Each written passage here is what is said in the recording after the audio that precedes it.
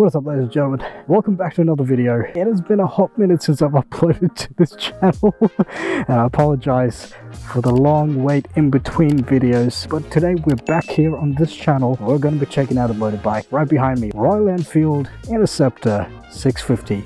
As always, let's jump on it, go for a ride, see what it's all about.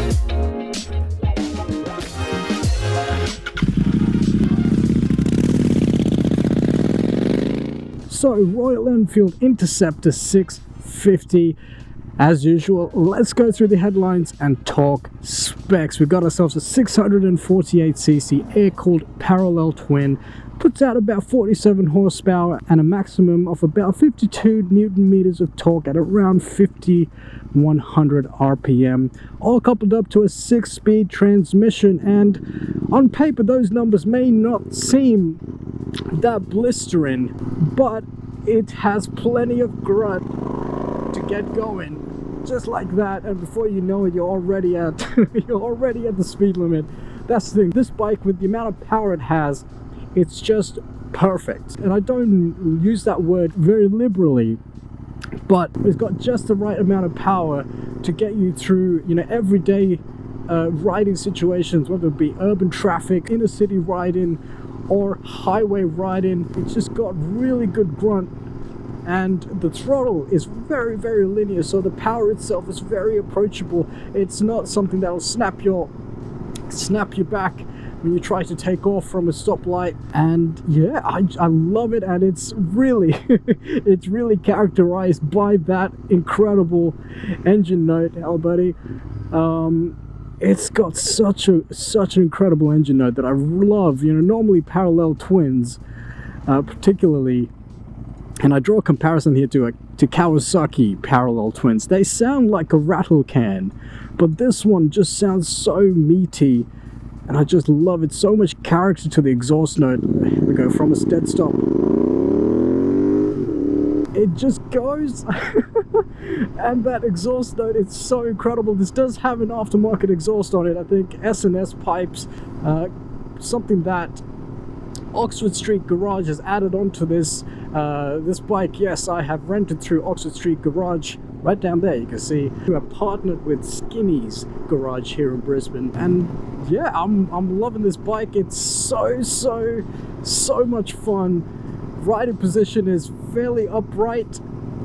It is sort of that naked style, very standard seating position. The seat height is about 804 mils, so again, fairly easy to flat foot, at least for me, about 172 centimeters. What is that?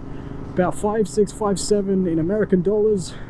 And yeah, when I did initially jump on this bike, it did feel a little bit skinny, at least with the fuel tank, but it felt big in terms of the overall dimensions of the bike. I am coming from an MT-07, which I guess probably felt the same way when I first started riding that as well, but this one just felt so much more bigger. But I'm starting to get acclimated to the size and the weight, which this is wet weight, about 202 kilos wet or curb weight, which is definitely more heavier than the MT-07. MT-07 is about 170, 180 kilos, so that 20 kilo difference really does count here. This bike definitely feels heavy to me, but it makes itself up with where that weight actually feels like it's distributed, and in this case it feels like it's very much distributed towards the bottom, so it feels like a very low center of gravity, which really is complemented by the suspension package. You got yourself front 44 mil forks with about 110 millimeters of travel. You got two rear coilover shocks to the back, about 88 millimeters of travel, along with the tire package. Front tire is 100 by 90, a rear tire 130 by 70, and both 18-inch rims, and yeah, it really accentuates the nimbleness of this bike. But again, it's balanced out by that very low center of gravity from the overall weight of the bike, where when you take turns, for example, like this, one hand, and it just feels so planted. You go straight into the corner very comfortably, the bike leans over very comfortably, and then you're able to exit the corner with confidence. And that's why this bike, it's really great as an urban cruiser, these sort of back roads, as well as, you know, cruising around in the city, going through traffic. And it's a great bike for going from A to B with style, but with power to match it. And it really suits any sort of rider with any sort of experience, from beginners all the way up to experienced riders who want a cafe racer platform. We've come to a no-through road, which would be a perfect time to demonstrate the turning circle. Let's have a look at this, shall we? Love the off-run of that exhaust. Such a bassy tone. Circle, there we go. Turning radius, not too bad at all. Well done, Royal Enfield. And again, that low down weight really helps with making turns like that. It's just a very enjoyable bike. It puts a smile on your face. Again, any sort of, you know, any type of rider with any sort of experience will enjoy this bike. And I can't, you know, I cannot talk enough about that engine note. Oh, it sounds so good. Sounds so good. Wow, it really, you know, puts a smile on your face. I love this bike. And, you know, with the safety department, with your brakes, you've got front disc, rear disc. Front is a 320mm disc, rear brake 240mm disc, both by Brembo, and both with ABS by Bosch, so very safe as well. Again, any type of rider, especially beginners, that is the sort of, you know, stopping power and safety you need. And something I got to note, and something I've mentioned in previous videos, the rear brakes of motorbikes, at least the ones I've ridden so far, they often feel mushy. You know, it often feels like you got to press down on them a fair bit before you start to actually engage enough braking power to slow you down.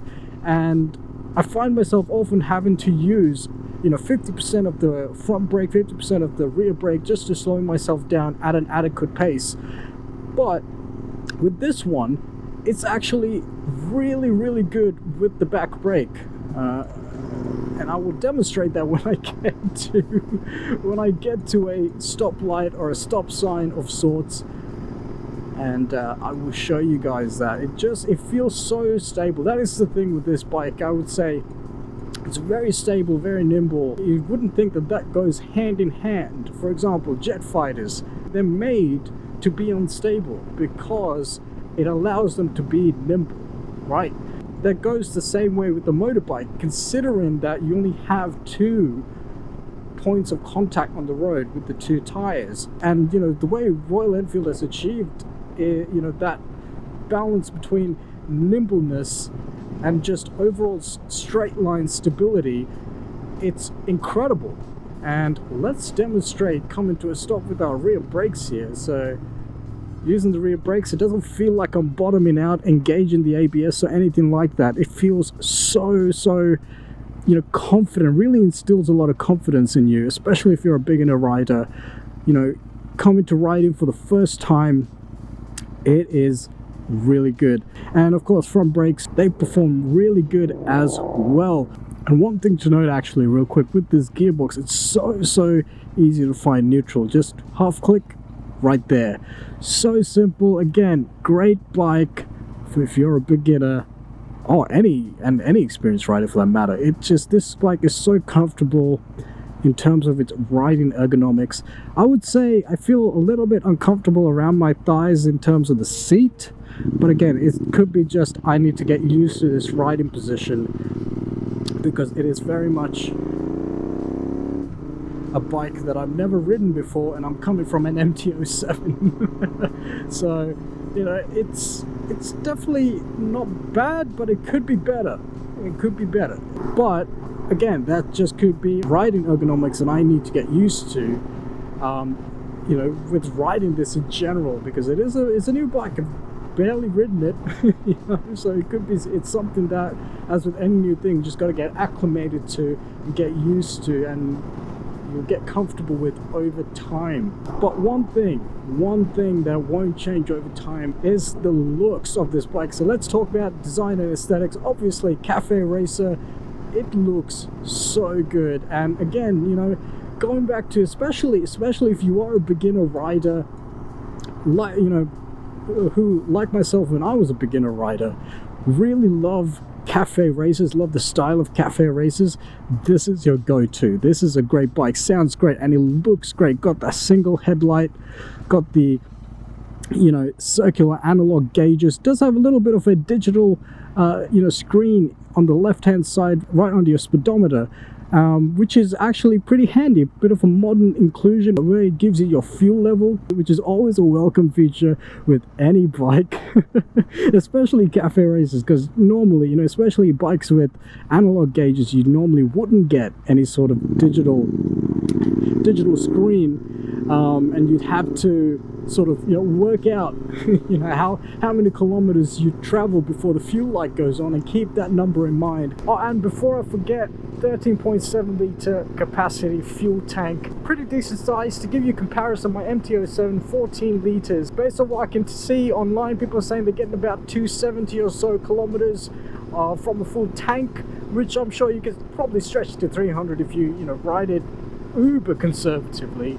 But definitely, again, another decent engineered design aspect of this bike, which I appreciate, and I'm pretty sure every one of you guys, no matter what sort of rider you are, would appreciate that as well. Just sounds so good, sounds so meaty, you know, it's like, it's angry. I love it. But yeah, you know, and also you get other sort of you know, Royal Enfield accessories like the Tally fly screen up the front here really adds to the overall Cafe Racer aesthetic.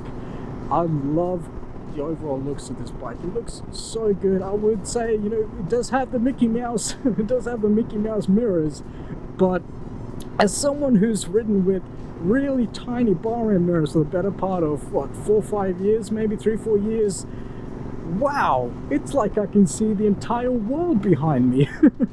Whereas compared to my MT-07, I could probably see maybe a centimeter or two above my shoulder, which is not, you know, it's adequate, it's more than enough. And you know, the benefit of riding a motorbike is you can swivel your head around and check your surroundings. But these mirrors on here, very, very good visibility. Again, in terms of aesthetics, they probably detract a little bit from the aesthetics, and you would want to look at maybe adding some bar end mirrors that are probably around the same size but are downward facing, especially just to give it that, you know, going fast sort of image, especially when it's sitting still. And you know, this is the type of bike that you would put in a glass case and just look at and admire. It's just so beautiful the way Royal Enfield has crafted and designed this particular machine. They have really outdone themselves, and I applaud them for that. Comes with different colors. The current one that we have on here, this is the white and red. It's a two-tone color, white red with a bit of a gold stripe as well. It's called the Baker's Express. There's a number of other ones. I think there is a total of around 6 or 7 color combinations, and you know, there's a couple of solid colors and there's a couple of other two-tone ones. One particular color combination that I really love is this sort of brushed aluminum look one. I actually saw it the other night. Yeah, when I rocked up to pick up this bike, someone else rocked up in a Royal Enfield Interceptor as well, and their color scheme was that brushed aluminum, and it looked so beautiful, you know. For lack of a better word, it was incredible just how good looking that bike was.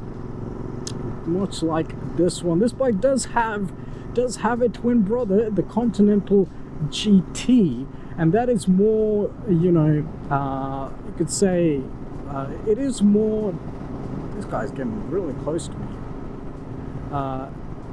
it is more of a Cafe Racer than this. This is probably more of a scrambler than a Cafe Racer, but that Continental GT is full Cafe Racer with low down bars, but same powertrain, same transmission, and everything else about this bike.